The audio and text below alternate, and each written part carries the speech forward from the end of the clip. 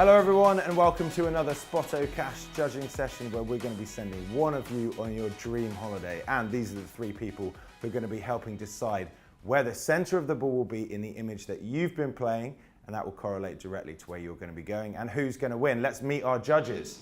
Hi, I'm Amy Bradley and I'm a London FA referee and I've been refereeing for 10 years. John Ratcliffe, Level 5 Senior Referee for the London Football Association. Chris Henry here, 13 years as a referee for the FA.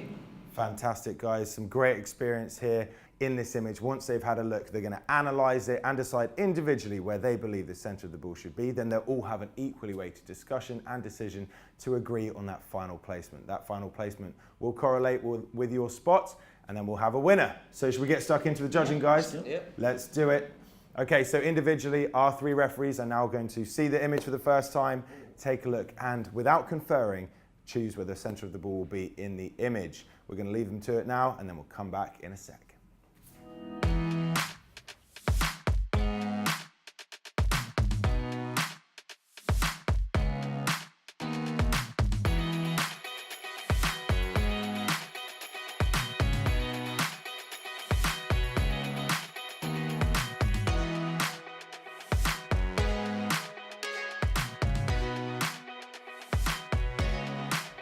Okay guys, everybody placed that first spot for this first round of judging.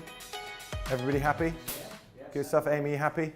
Good stuff. Okay guys, so an interesting image, this one. Not exactly a big jump, a crazy challenge. Three eye lines to look at. Amy, what were your thoughts? I think my main eye line that I'm looking at is this one here in the yellow. He looks like he's almost about to get himself ready to jump up. So I think it's coming down on towards him. But I do think the guy in the blue is directly looking at it too. So it's trying to work out between the two of them. I think the one behind him is more focusing on the player maybe to come in and make that challenge, but I'm not sure he's actually looking at the ball. Okay, very interesting. And John, that's something you're discounting the third eye line as well? I would agree with that. I think the player here is merely looking at the two participants here, what they're going to do. I think the image today, the ball has got further to travel. This player, I think, I agree with him, is moving towards it, but this player also is looking at the ball. So, and there's some distance between them. So I think the ball has some distance away from them today. Nobody in the crowd to help us either. No, absolutely. And Chris, looking at those two sort of primary eye lines there in the beginning, what's your thoughts on the blue player and that orange, or sorry, that lime green? Agree with Amy and John, where the other yellow players totally nothing to do with where the ball is, because he's just looking at both players. The yellow player, as John stated, seems to be going towards it because it's coming, but it's at a fair distance. The blue player, I think he's just watching. I don't think his body language is showing that he's going to attempt to get it.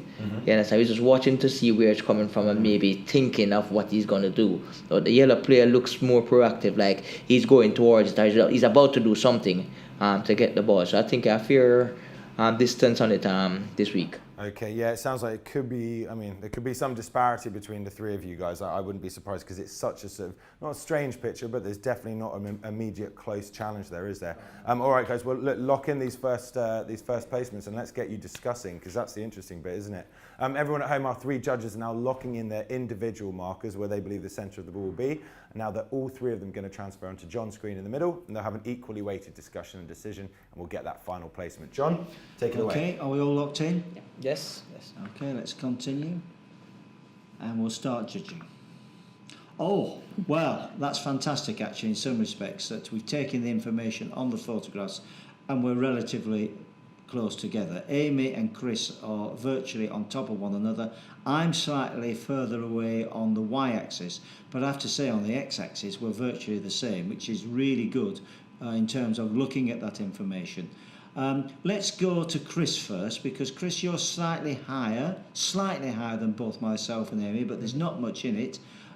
Talk me why you've gone further towards this player, the yellow player, rather than the blue player, because I've gone more to the blue player compared to your two crosses. So, Chris, give us some thoughts on that. Yeah, well, checking the eye line of the yellow player. If you zoom in on his eye line, you can see where the black of his eye is kind of going sky high as compared to the guy. I'd agree with that. Yeah, I agree totally with that.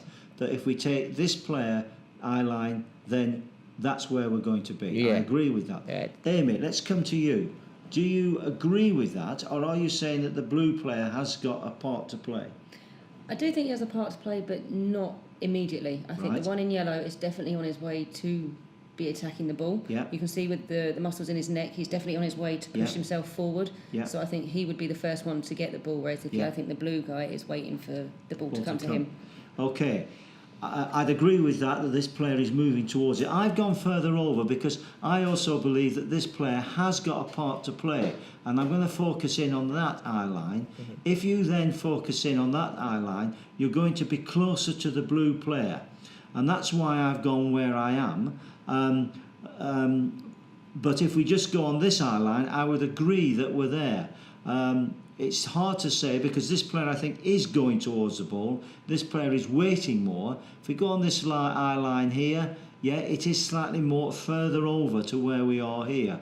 Chris, I'm going to bring you back in. What do you think about this? That's the second eye line you just this one here brought up. That's the one that helped me to put my spot where it is now. Right, okay. Because as you said, for the first one on his left, Yeah. it looked like it would be closer. But if you follow that second eye line there, it's going further away. And as I said, he's just playing the waiting game, and the guy in the yellow. And I did look at both those eye lines, and I went then I went with this one, and maybe it's this one which is more important because that doesn't bring it very much in line where you two are there. Amy, would you agree with that? I do, yeah. I think we can use the other guy's eye line in blue, but I do think the predominant one is the one that's in yellow on his way to meet the ball. And the other yellow player here, we haven't looked at him. Useless. No information whatsoever there. And the fence isn't going to help us at all, is it? So I'll tell you what, this morning I agree with you. I'm going to go then between, let's see if we can get between you here. How about that? I've gone right between you, in line with this player here and this one here.